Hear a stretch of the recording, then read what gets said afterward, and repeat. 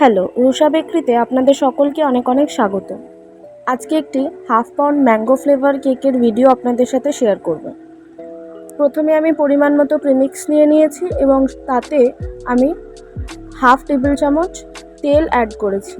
Mango ফ্লেভারের জন্য mango essence আর yellow food colour add করেছি। এবার আমি এটার মধ্যে পরিমাণ মতন জল মিশিয়ে একটা স্মুথ ব্যাটার রেডি করেছি।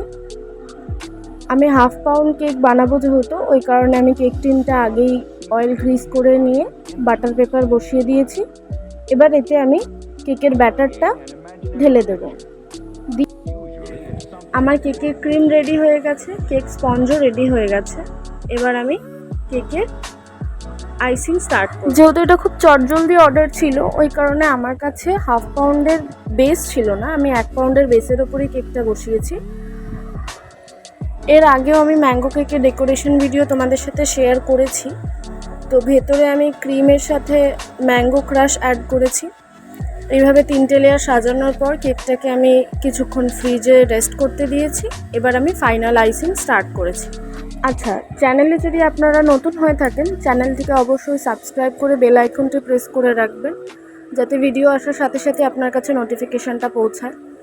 আর যারা ভিডিও দেখছো তারা দয়া করে একটু ভিডিওটিকে লাইক করবে। আচ্ছা, কেকে ফিরে আসি।